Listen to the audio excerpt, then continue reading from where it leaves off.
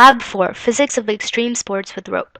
The objective of this lab was to analyze the physics of extreme sports with rope.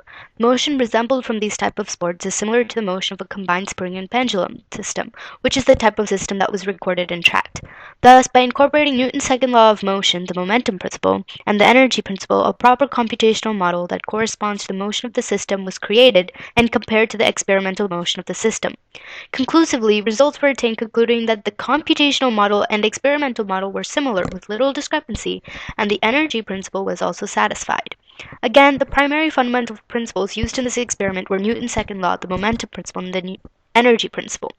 Newton's second law states that the final velocity equals initial velocity plus F net over mass times delta t.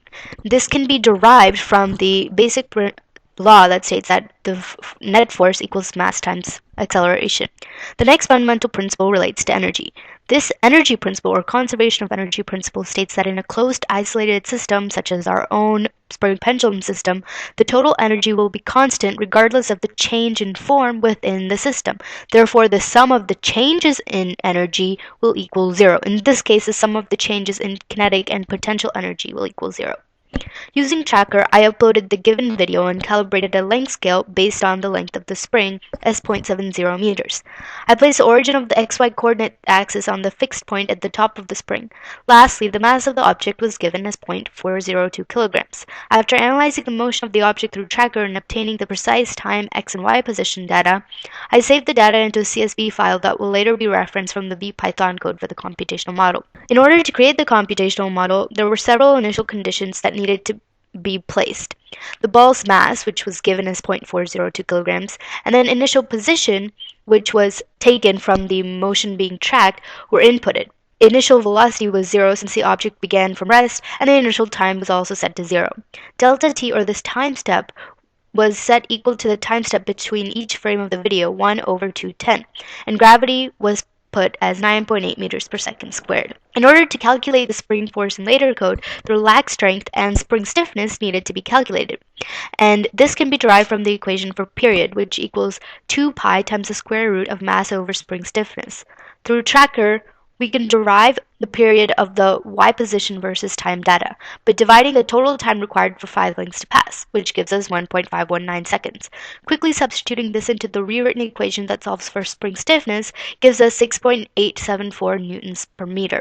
Spring stiffness can then be input into the equation provided here, mg equals ks, which is based off of the idea that we assume that there's no other force acting on the system and that the gravity force will equal spring force. The relaxed length, therefore, equals 0.126 meters. These values were also inputted into the code along with the formulas necessary to compute the spring force later on. Here, the formulas for kinetic energy, gravitational potential energy, and spring potential energy are inputted. In order to model the motion of the system, I updated the position of the spring system under this while loop while using Newton's second law of motion to calculate final velocity from the net force, which was calculated from the updated spring force plus the gravitational force. I used the final velocity then to derive the final position. The final position was then subtracted from the initial spring position to get the variable L, which will later update the spring force in the while loop. Here, the energies of the system are being updated and new variables were placed to calculate their changes in energy.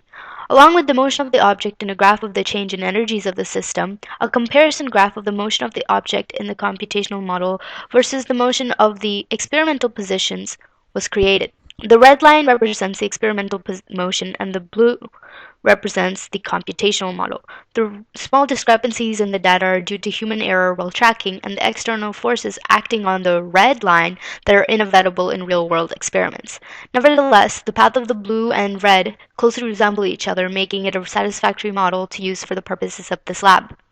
Here, the graph of the change in kinetic energy in blue, change in gravitational potential energy in green, change in spring potential energy in red, and the sum of the changes in energy in yellow are shown. Let's examine the questions. Is the energy principle satisfied in the model system created? Again, according to the energy principle, in a closed isolated system, the total energy of the system will be constant. Therefore, the total changes in energy of the system will equal 0. According to the graph that we created, you can see that the sum of the total changes in energy of the system, represented by the yellow line, is zero. Thus, yes, the energy principle is satisfied in a model system. Compare the period of oscillation of the x position and the y position data. From the CSV file that we created from the tracker data, we can obtain the graph of the x position versus t and y position versus t data. It is obvious that from basic calculations, the period of the x position is higher than the period of the y position. This is due to the basic motion of the system. The changes in x position of the system closely resembles the motion of a pendulum, while the changes in y position of the system closely resembles the motion of a simple spring. Unsurprisingly, the formulas to calculate the period of a pendulum and spring differ, and that 2 pi is multiplied the square root of length over gravity in a pendulum, while 2 pi is multiplied by a square root of mass over stiffness in a spring.